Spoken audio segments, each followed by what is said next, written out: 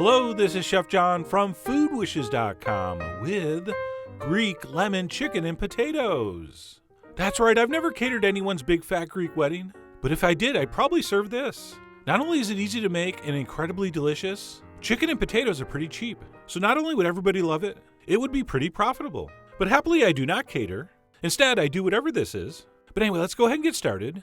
And in the words of the Greek philosopher Plato, the beginning is the most important part of the work. And that is certainly true with this recipe. So what we want to do first is put our chicken pieces in a mixing bowl. And what I have here is one whole chicken cut into sections. And as amazing as this came out, ideally you're going to use all dark meat for this. And I'll go over that on the blog post. But thigh and leg sections work even better in this recipe. But alas, I had a whole chicken, so that's what I used. Did I just say alas? But anyway, no matter which chicken parts you're using, what we need to do is season them up generously. So we'll start with a whole bunch of kosher salt, followed by some freshly ground black pepper, and then we'll do some dry herb, we'll do a little bit of rosemary, and a whole bunch of dry oregano. And because someone will ask, of course you could use fresh herbs in this. But this is one of those recipes where the dry herb just works better. We're also going to want to do a little bit of cayenne, as well as a fair amount of minced garlic, and then we'll finish off what's basically a marinade with some freshly squeezed lemon juice, and I repeat, freshly squeezed, as well as an equally large amount of olive oil, preferably Greek. And that is pretty much it. So at this point, if we were just roasting chicken, we'd mix this up and proceed. But we're not. We're doing chicken and potatoes. So at this point, we're going to introduce some peeled and quartered russet potatoes. Yukon Gold are also nice in this. But personally, I'd stay away from the waxy potatoes like the red ones. Those don't seem to work quite as well. And once those are in, we want to give everything a thorough mixing, but not with a spatula. Please use your hand for this. Actually, use both hands for this. But because I'm always trying to keep my camera free of deadly chicken juices, I went with a spatula, and it was as annoying as it was time-consuming. But eventually I got it mixed, and once it is mixed, you can let this sit in the fridge for a couple hours if you want, which seems to be a popular option.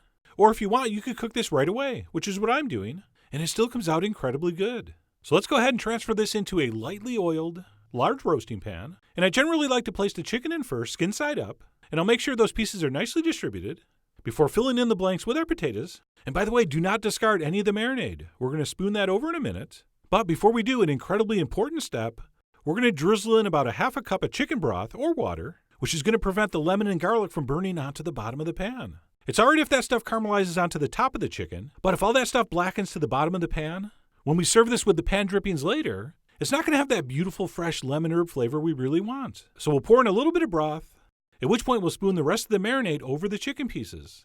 And not just the chicken pieces, you want to spoon a little bit over the potatoes too. And once that's been done, this is ready for the oven. So let's go ahead and transfer this into the center of a 425-degree oven for about 45 minutes or so, or till the chicken is cooked through. And what we want to do after about 20 minutes is pull it out and give these pieces of chicken and potato a little toss in the sauce. And please note, we're just tossing. We're not flipping. Okay, we still want to end up with the skin side still up. And by the way, you can do this 3 or 4 times during the cooking process if you want. I just did it once, but feel free to do this another couple times if you want.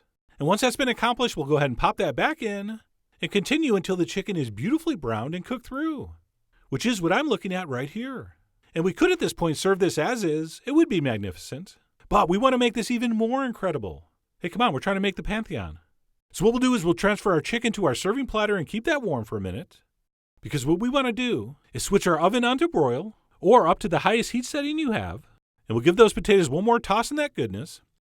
And then we'll toss those back in the oven or under the broiler for a couple minutes to finish the crustification.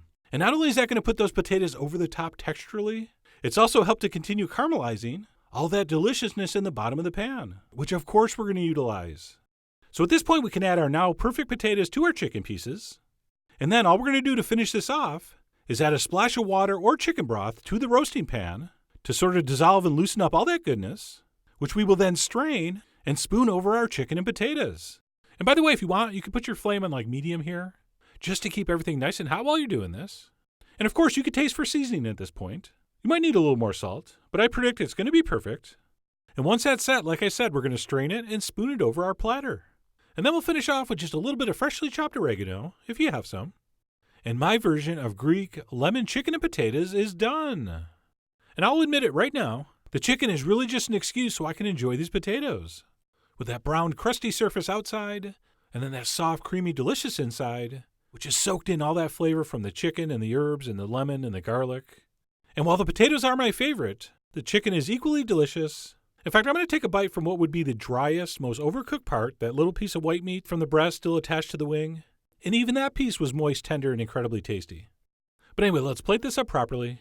That was just a little tease. Although since this is Greek food, I believe it's referred to as a Socrates. But anyway, like I said, let's plate this up for the official taste. And while I usually enjoy as is with just a little bit of those pan drippings over the top, if you're in the mood, some kind of cold yogurt sauce is also very nice served with this. All right, I had a little bit of tzatziki sauce from some leftover takeout, so I spooned a little bit of that over. But just a little bit of Greek yogurt with some garlic in it would also be nice. So that's totally optional and up to you. You are the Plato of your plate, bro. So that's for you to decide. But no matter how you serve it, I think you'll find this to be one of the most delicious roast chicken and potato recipes you've ever tasted.